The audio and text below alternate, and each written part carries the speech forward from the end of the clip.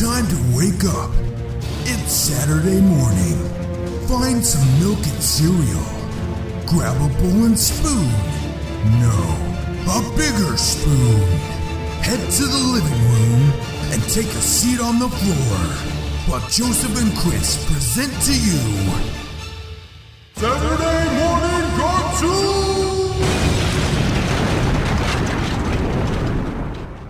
Hello everybody and welcome to Saturday Morning Cartoon Boom! This is a show where we plop down on the living room floor with a big bowl of cereal and watch all your favorite cartoons, both old and new. I'm Joseph. And I'm Chris.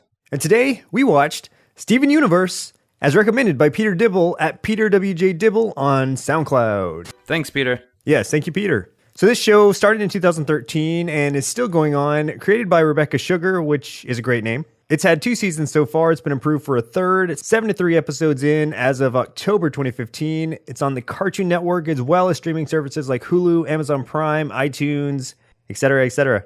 For a short synopsis, a young boy takes his mother's place in a group of gemstone-based beings and must learn to control his powers. Sounds about right. About right. A little lacking in really all the heart that this show has and everything about it, and really what I appreciate most about it, which I'll go into later. Right, that's pretty much just the basics. Yeah, that's the very basics of it. So Chris, who are some notable actors in this show?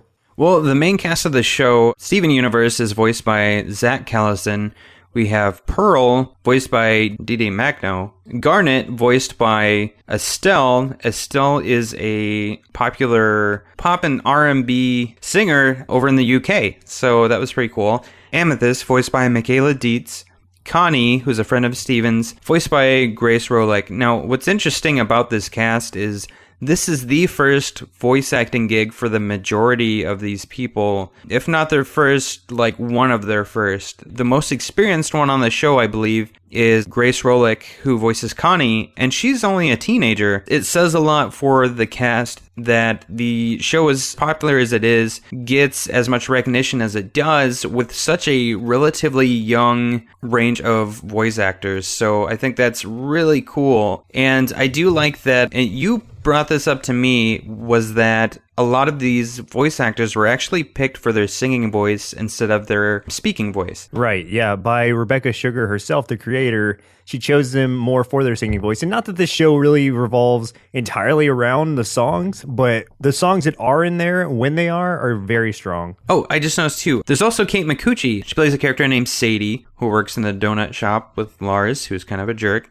Anyway, she's been in a lot of stuff. She's been in lots of shows, Garfunkel and Oates. She was on Raising Hope. And she makes lots of bit appearances in different things, but I would say she's probably the most recognizable part of this cast, aside from maybe Estelle if you're from the UK. Something else to point out, Michaela Dietz, she was also in, or she's been in a lot of Barney the Dinosaur home movies. She's not Barney or Baby Bop or anything. She's one of the other characters that I'm not familiar with. Was she one of the animals from Barney? Like she was in one of the suits? Or at least a voice for one of the suits. Oh, okay. One of the other things that was interesting also, so Rebecca Sugar, who created the show, actually was originally part of Adventure Time. She was one of the writers there. And she started this up and she was doing both for a while and then actually had to leave Adventure Time so she could devote more time to this show. Yeah, and this is actually, since this is her baby, this is her show, this is actually the first Cartoon Network series that's created by a woman. So that's just something of note because it is important. Yeah, it really is. So the premise of this show essentially for her was the title character Steven's based off of her younger brother, Steven Sugar, who is also a background designer on the show, which is pretty cool. So he's tied to the show and the show's essentially about him and his childhood, obviously very loosely since there's a lot of magic and things involved, but the title character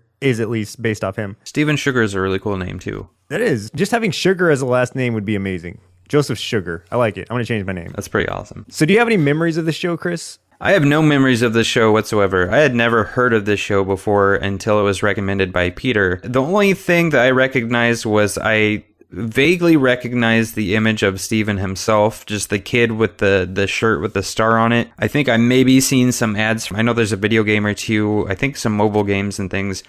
I might have seen an ad for that somewhere, but that would be the extent of it. Other than that, I had no idea this even existed. Yeah, I'm kind of in the same boat. I didn't really know it existed until earlier this year, and it was before it had been recommended to us, but I saw it on Hulu when I was hunting around for some cartoons for this show. I was like, oh, this looks cool. I'm going to check it out. So I checked out the first episode of it, and I was pretty intrigued by it. So I put it in a backlog of my cartoons that we need to watch. And so this was a good one for Peter to pull out for us. So I'm glad we got it brought back up. And to your point, there has been some video games as well as a comic series that I believe is still going on at Boom Studio. I'll have to check that out. Yeah, if it's anywhere near as fun as the episodes are, then it's going to be great. So speaking of, let's just jump right into the episodes. And what we do is we watch the very first episode, the highest rated episode, and then finally a random or listener chosen episode, in this case, chosen by Peter. So we'll start off with the very first episode, episode 0, because it's the pilot, aptly named Pilot. And the reason that we watched this one instead of watching actual episode 1, it was a two-parter, episode 1 and episode 2.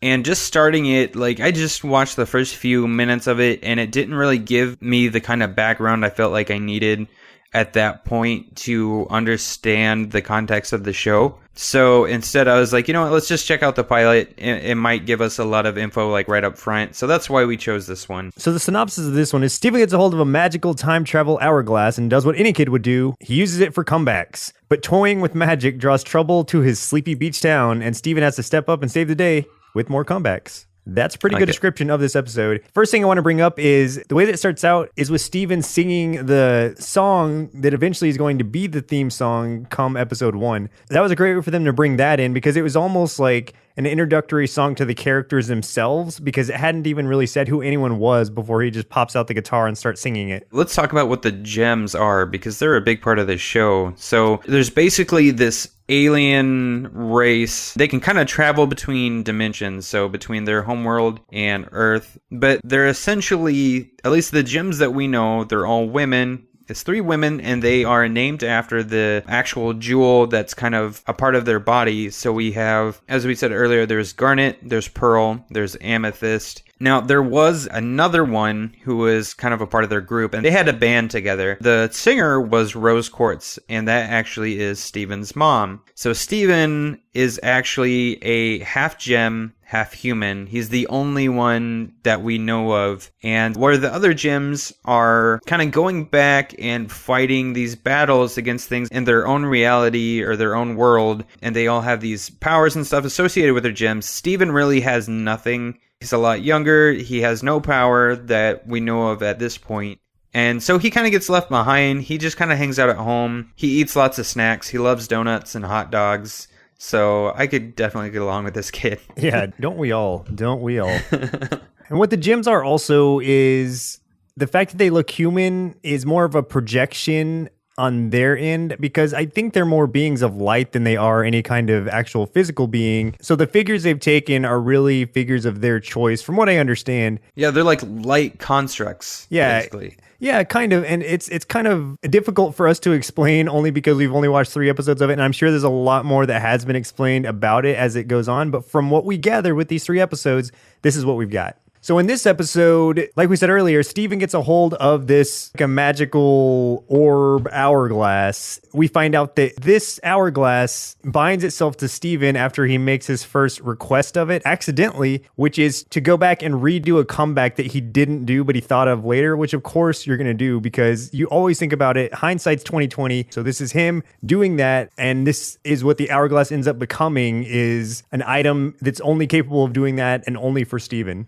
Right. And it was really funny too. That was probably my favorite part of this episode was just that joke and how it kind of reoccurs. You know, Steven being who he is, he gets kind of poked fun at, and he goes to this donut shop where Lars and Sadie work, and Lars is kind of poking fun at him. He leaves. He thought of a comeback later. He wishes he would have said it. That's what sends him back in time to the point where he can say it. And then Lars insults him again. And then the whole thing happens again. He goes outside and he's like, oh man, he came up with something he wishes he could have said. He gets transported back again and does it again. So eventually he makes his way back to the house where the gems are and kind of tells them what happened. That's when they reveal that, oh no, like this magical artifact now is bound to Steven and can only be used by him for the specific purpose of comebacks.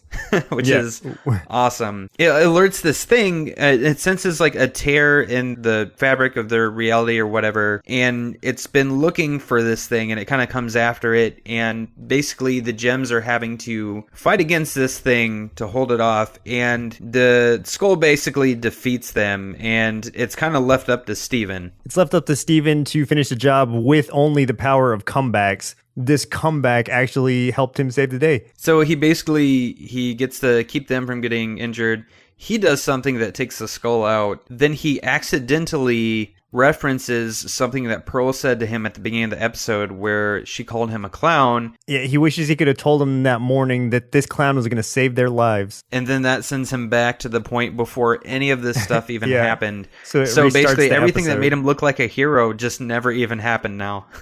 Yeah. And then he breaks the hourglass, which is essentially going to make the electric skull not show up, and therefore ruining his heroic moment. Right. So he basically is back to nothing. Yeah. But that was really funny. What are some highlights of this episode for you? For me, just the whole joke with the comebacks thing I liked. What I appreciated the most was the callback to that thing that Pearl said about him being a clown, and that coming up again at the very, very end of the episode, because that's something I didn't deem as important at the beginning of the episode. And then when that happens, I'm like, oh my gosh, that was really well planned by the writers there. So I appreciated that quite a bit. The one criticism I have of this, and it's actually not even a criticism of the episode, it's just that me personally, I want to see more of the gems, like where they come from. I want to know more about their people. So I'm hoping that, and I'm sure more of that gets revealed in the series. I'd just that's what I'm left with at the end of that episode is like, man, I really want to know more about these people and where they come from than we learned from this episode. But it was just the pilot, so. Yeah, I think I'll disagree with you there in that I'm glad that they only gave us so much, because what I don't like about some shows is when they come in with too much information and just kind of overload you. These, we haven't even said, these are just really short episodes already. The pilot was only 7 minutes. Every other episode is about 11 minutes, so they can only fit so much in. So to have too much backstory would just overload that episode too much, I think. But I was pleased with what they gave us. There were definitely some funny jokes. I liked seeing that contraption Lars had where it was like a hot dog with 3 donuts on it, and that was one of their snacks. Yeah. That looked delicious. I'd eat that. Oh, totally. The Crystal Gems theme song was great. I'm glad that Steven introduced that. And then, yeah, just the whole story. It was really cleverly done to make that otherwise useless power for that artifact actually help them save the day. So I like that about it. On the negative side, I don't know that there's anything too negative I could say about it, especially in that really short time period. So they played it really smart by keeping it so short, I guess. So it's hard for me to nitpick even. Overall, I definitely like this episode. Yeah, I think it was a pretty good introduction. For sure. So let's move on to the second episode that we watched, which was the highest rated episode, We Need to Talk. Season 2, episode 12, where Greg tells Steven and Connie the story of how he learned about gem fusion. And so this basically starts out with, so Steven is hanging out with his friend Connie and his dad, and there's some music playing. Steven and Connie they take hands and they're kind of twirling around, like dancing basically.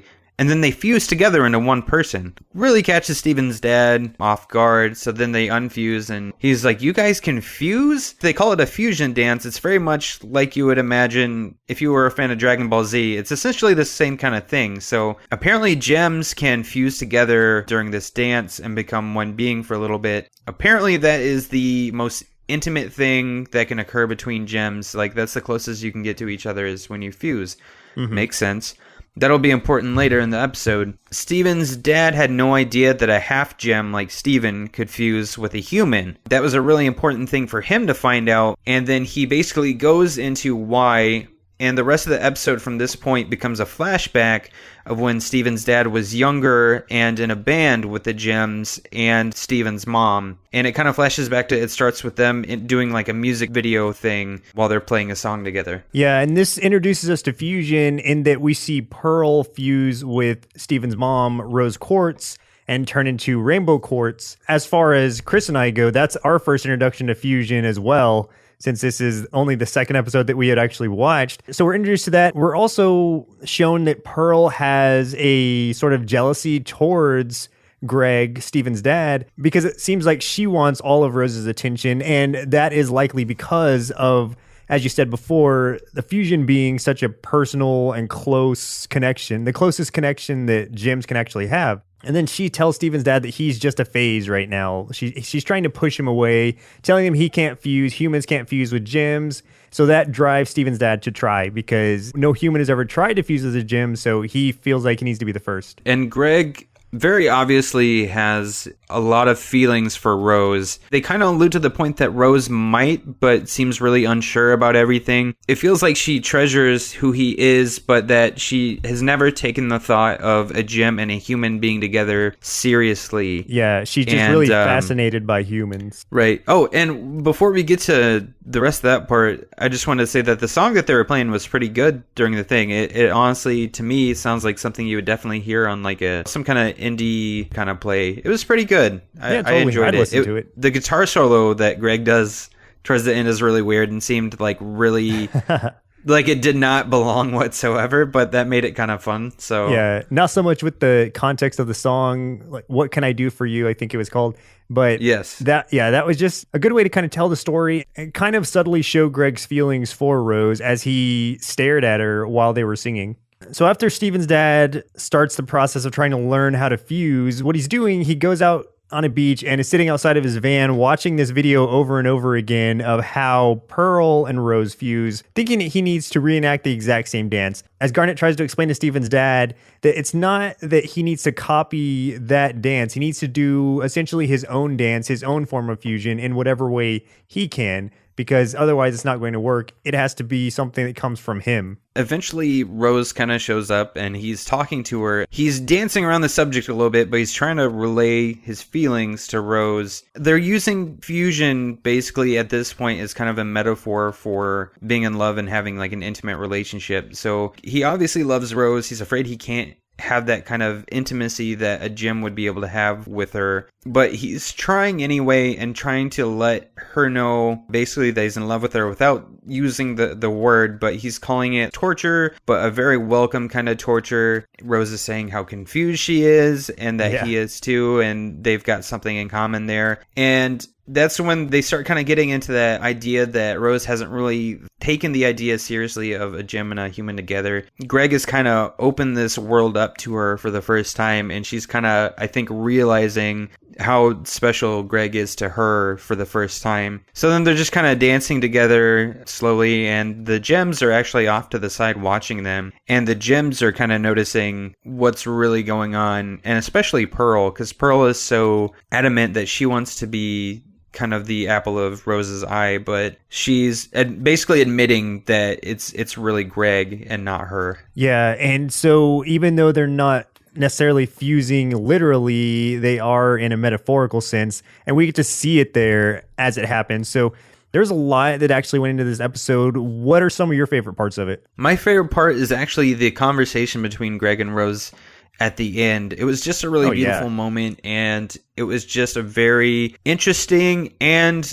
realistic conversation between two people that have feelings for each other, and they're really just trying to figure out what that means and not really sure where to go from there. So I thought it was really honest and enjoyable. And that's an unusual thing to even say, a realistic conversation, even though one is a magical alien gem and the other is a human. There's still so many human emotions that go into that conversation. And that's one of my favorite parts as well, if not my favorite part of this episode or the episodes that we watched in general, because it was just so deep. It just punched you in the feels because you're like, man, I don't even really know these characters, but this writing is so good and this conversation seems so authentic that you can feel what they're feeling.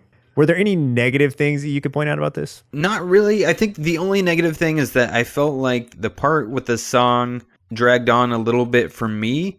Even though I enjoyed the song, I felt like that portion of the episode was just a little longer than it could have been. And at one point, I started to find myself getting kind of bored with it before it actually started to move on. So yeah, my only thing is I feel like the episode moved a little bit slow, but I do like how it ended, and it made sense in how they did do it anyway. So Yeah, it really did escalate from there because that was a very slow way to start this episode. And I think to your point, they could have cut it a minute or two shorter with the song itself and still told the story successfully. Not that it was a bad song, not that it was a bad scene, but it was a different pacing entirely.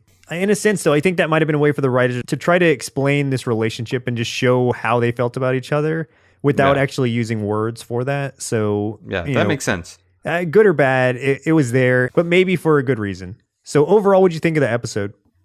Overall, I thought it was pretty good. This is just the unfortunate part of the episodes that we did get. And nothing unfortunate about the one we're about to talk about because I enjoyed that one thoroughly. But the pilot was so short, just 7 minutes. And this episode was way more focused on, the relationship of Steven's parents. I feel like I haven't gotten a whole lot of actual Steven yet. That's no problem with the actual episodes themselves. It's just basically just kind of what happened with the episodes that we got for our show. Mm-hmm. So right now, that is my only drawback, is that I want to see more of Steven's interaction. I want to see more of the Gems interacting with him and his life. And we haven't gotten too much of that just yet, but we're about to in this next one we're going to talk about. Yeah, true. And this one, I think, the way I look at it is like an introductory episode for Steve, almost an origin story of Steven. Like, here's how your parents connected. And we're getting it a lot earlier than a lot of people did, since this is 12 episodes into the second season. But yeah, it kind of makes sense progressively because we get the pilot, now we get an origin story, and then we actually move on to this next one, which is, like you said, a lot more about Steven and his interactions with the Gems and the world around him. So for the third episode that we watched, it was actually a two-parter. So this one was like 22 minutes. Mirror Gem was the first one. Ocean Gem was the second one. This is season 1, episode 25 and 26, respectively. So let's start with episode 25, Mirror Gem, where Steven finds a mirror which can communicate with them and ends up forming a friendship of sorts. However, the Gems know something that Steven doesn't about this mirror. Actually, I feel like that's not entirely accurate because it seems like the Gems don't really know what's going on with the mirror, but we'll get into that. Yeah, not at first anyway. Yeah, so the episode starts where it's Steven talking to Connie on the phone, wanting to hang out. Connie just got out of school for the summer. I think she's going to play tennis or something like that.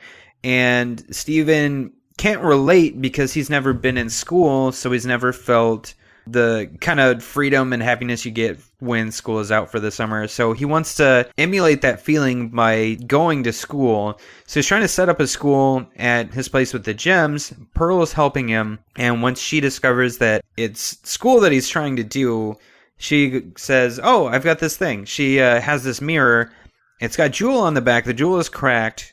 Keep that in mind. Anyway, this mirror is supposed to show the history of their people. They basically just have to ask a question to it and it'll show. So she's saying, let's show them something about this war, and it doesn't work. So she's like, oh, well, I guess that's broke. So I guess you're done. And Steven gets all excited. He's like, could you say that school is out for the summer?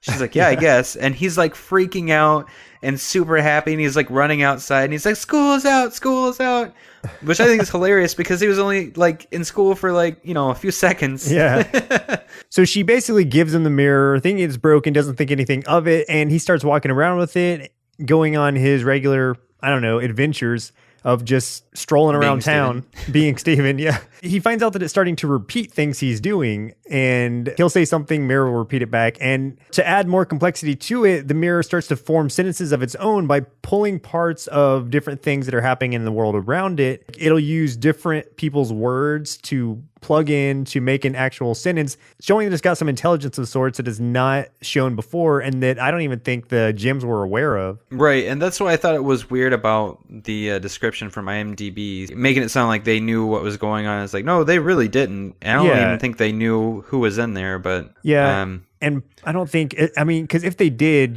Pearl wouldn't have given it to Steven. It to him. I was going to say, so the Gems are really different from the pilot than they are after that point. Like, in appearance, Garnet not so much, but Pearl and Amethyst are definitely different in appearance and slightly in personality. Garnet's pretty much the exact same.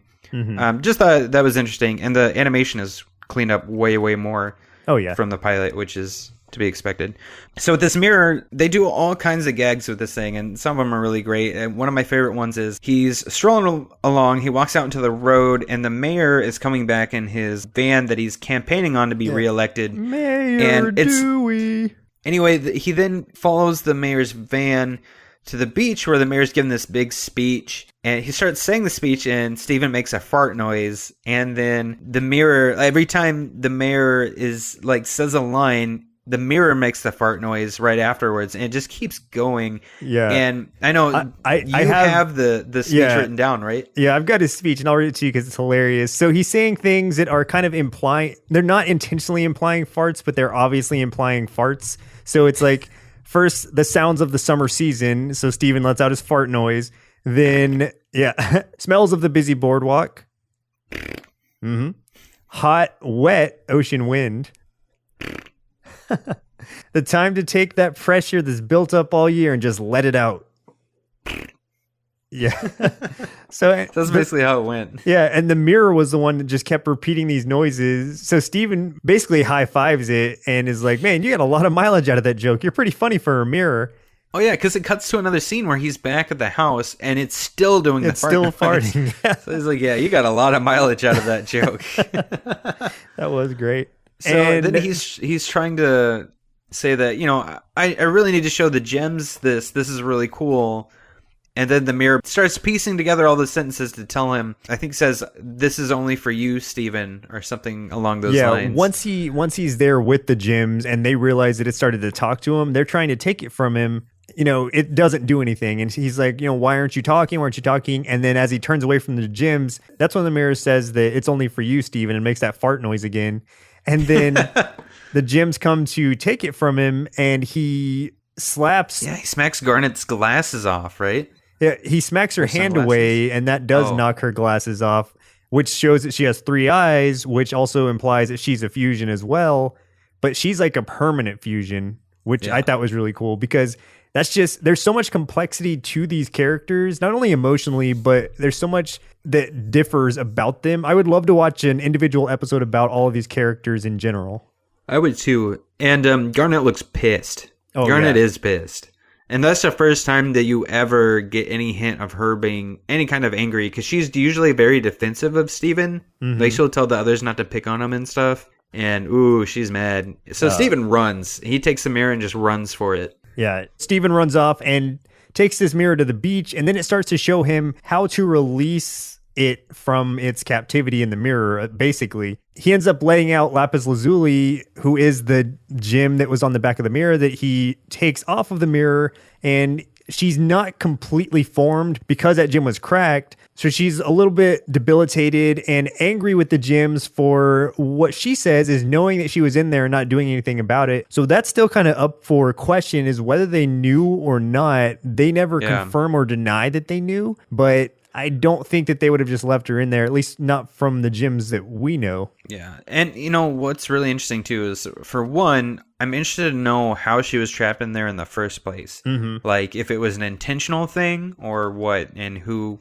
if it was, who put her there. And 2, I don't remember if it's at the end of this episode or if it's a part of the next one. Lapis is trying to get Steven to go with her because she's going to flee from the gems and everything like that, because she says you can't trust them. And she's about to flee out over the ocean, and she wants Steven to go with. Steven is kind of like, I don't know what to do. And the gems basically convince him not to go with her. I don't remember if Pearl says it here or if Pearl says it in the next episode, but Pearl alludes that all of these monsters that they face in some of these other episodes used to be gems. They're saying the gems are not exactly the greatest people ever. Their history, the only thing I know about their history is that there was a lot of war that they haven't really covered. As far as in these episodes, we haven't seen it, but they do allude to it quite a bit. Pearl is extremely concerned for Steven because she knows that it sounds like the majority of the gems, aside from them, are probably not good people. So they're very untrusting. And so Steven sides with the gems and Lapis flees without him. So at the end of this one, Steven gets grounded, quote unquote. And it jumps over to part 2, which is Lapis Lazuli has gone crazy and stolen the ocean. Steven and his friends have to convince Lapis to give the ocean back. I mean, that's bare minimum of what happened in this episode, but that's about the gist of it. Right. Like you said at the end of the last one, Lapis has run off on a wave, basically. And then we come to find a little bit early in this episode that not only has she taken this wave, but she has taken the ocean and formed almost a tower that stretches up to space. Yeah, so she's basically has all of the water in the ocean. So the ocean is now just a desert. There's no water. So this big tower is reaching up into space because she's trying to reach her planet where the gems are from. She's hoping that she can extend it all the way so she can go home. But I mean, she even admits that she knows it can't work. But she tries anyway, and I'm sure some of it's out of spite. Steven, being the one that freed Lapis, kind of sees it as his duty to convince her to put the ocean back and to make things right. Steven's dad, Greg, and Connie said, we're going to go with you. And the gems, of course, are like, well, of course, we got to go with you. So they go as well. We didn't get introduced to this character with the episodes we watched, but there's a lion with them. Oh, yeah, a big pink lion. I don't know where he came from. And its name was Lion, from what I understand. Its name's Lion, yes. So that's something we completely missed out on, but it just kind of stepped out of nowhere and was like, here I am. But it doesn't talk or anything. It's just a big, giant lion. The gems and Greg pile into his van while Connie and Steven are riding on the lion across the desert that used to be the ocean. And one of my favorite jokes of this episode is here where Greg starts playing some music and he's like, yeah, this was one of Rose's favorites, and turns to Garnet and asks, Garnet, what do you think of this? And saying nothing, she just opens the door of the van and jumps out and just arms at her sides, just rolls across the dirt. It was out of nowhere, so that's what made it really funny. Especially because we've never seen her do anything funny or anything comedic yet. Yeah. But she was just like, she would rather just jump out of this moving vehicle than listen to this crap. Then after that they cut and she's actually laying on top of the van the rest of the trip. Like she won't even go back inside. Yeah, she doesn't even want to get back inside the van now. And so eventually they reach the giant tower that Lapis is made of water. What ends up happening is they start fighting these water clones of themselves that Lapis has made. And these clones are essentially unbeatable because they have no true form. They're just water. They can try to cut them apart or whatever, but it only makes them duplicate. So with the powers that they have, these water clones are just unbeatable. They go to fight these water clones. And Steven's using a squirt gun full of water to like shoot a super at water. soaker. Not very effective. And Connie's just throwing rocks. Yeah. It's not working very well. So there's no hope, but what really kind of defines Steven's character in this episode and takes it to a completely different level, especially from everything we've seen so far in this two-parter, he throws up the white flag and is pleading with Lapis to just let him talk to her. Like, he just wants to talk. He doesn't want to fight anymore. So what she does is she brings him up that giant tower to the top just to speak with her. And he's trying to explain that he knows how it is to miss home like she is, and the ocean is part of his home, so he's pleading for her to return it. That leads to this really kind of emotional dialogue that they have between each other where she's talking about not belonging here and never approving of Earth and wanting to go back home. And then he reveals that he has healing powers so that he can fix her gem and potentially help her out. And how he does it, how his healing power works, and this is the first time me and Joseph saw it since we've only seen a few episodes, but he has to spit in his hand and then kind of like rub it against her. Yeah. And it's funny because she kind of shivers. She's like, ooh. Yeah, she gets when he does it. The gem on her back, the cracks just completely heal up. Any cracks in her body heal. Her eyes, which were just kind of white before, she now has her regular eyes. And she sprouts these like water kind of wings out of her back. So it's like she's been completely fixed. She's fully formed. And she kind of thanks him and she's just like, okay, bye. And then just flies away into space. And he's like, oh, bye. Yeah.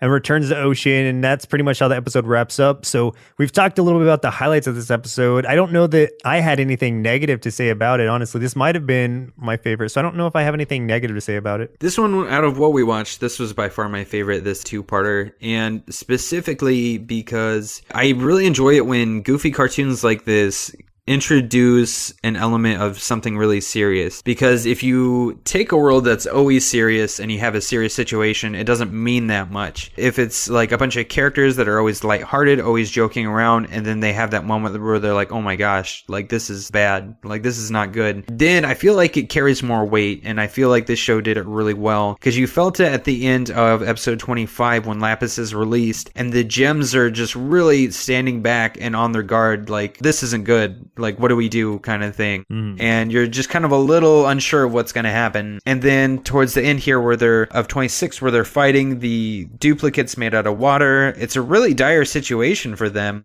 And when Steven goes up to confront Lapis, the weight of everything, it felt more important to a show like this than it would, like I said, in a show that's always serious. So I really enjoy that aspect.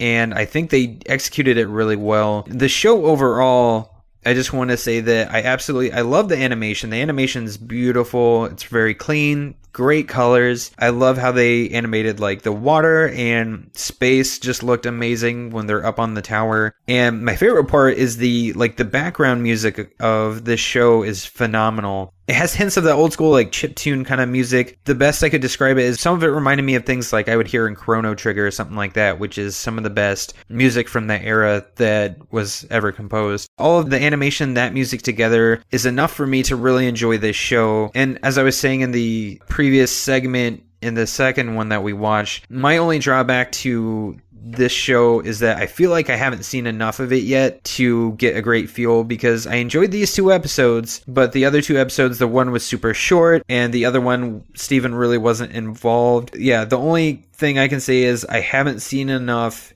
to, I feel like, have as much appreciation for it yet, and I think the more I watch of it, the more I'm gonna like it. But I do like what I've seen. Yeah, as an overall assessment of the show itself, I really enjoyed what I did see. Even the shortened episodes didn't bother me too much, because that's kind of how I like to watch shows anyway. I'm not a huge fan of shows that are like an hour long or anything, because it's super hard to digest. With my short attention span, I enjoyed watching these 11-minute episodes. Even the 2-parter only took what normally would be a single episode of a different show, so that was fabulous. The music all around was great. The intro, the outro, both beautiful. Something I didn't point out was the outro of the second episode that we watched, which was in season 2, was sung by Rebecca Sugar herself. So that I thought was really cool. I didn't know that. Yeah. So a lot of this show is very musically inclined, even though not every episode has a specific song to it. The ones that are there, like I said, are really strong. This one just kind of screams love to me. Like, this whole show has this great feeling about it of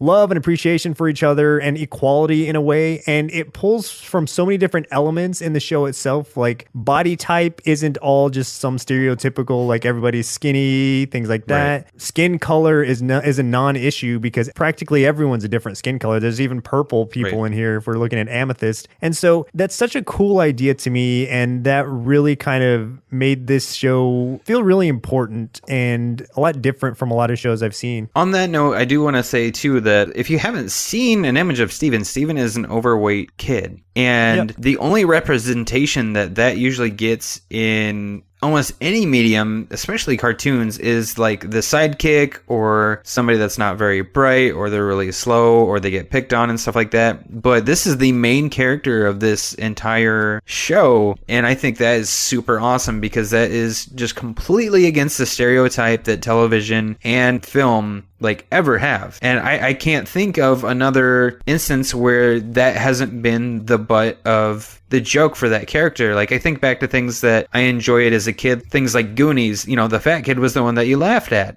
He did the truffle shuffle, which is still awesome. But I mean, just to my point was that his weight was made a joke. And I mean, granted, Steven eats a lot. He's every once in a while he's like slapping his belly, trying to get the gem in his belly button to work to do some sort of power. But that's a part of who he is, and it's not a joke that the show uses. And I think that's really awesome. Yeah, because the show never really points out his weight or anything, at least from what we saw. Like, it's not important. Yeah, like, it's just that he eats. Yeah, they don't bring it up because it's not an issue. Like, why would they? And also, something to point out is this show primarily is almost solely female. At least on the hero side, it's primarily female, with the exception of Steven and his dad. The majority of these characters are female and can be enjoyed by both boys and girls regardless. Even though it's primarily women, it couldn't be described as a girl show. It's really cool. It's a great show that's breaking a lot of stereotypes, and I value that. So, Chris, why don't we reach into our gyms and pull out our secret weapons, our inner kids, to see what they thought of Steven Universe? Sure thing. Let me get him out. Oh, mine's got a crack in it. That's probably not good. But here he is. Steven's really cool, and I like him because he eats a lot, and I eat a lot, and I want to eat a hot dog full of donuts. And the gyms are really pretty. So pretty. Oh, but I got kind of confused on this cartoon because I felt like the episodes could be longer. I really want to see more, and especially of the gems. But I really like the music, and I want to listen to it on my Walkman. So I give this show 4 bowls out of 5 of marshmallow gem cereal. I would probably give it 5 the more I see of it, but right now, I give it 4. Okay, Joseph, Thanks, Christopher.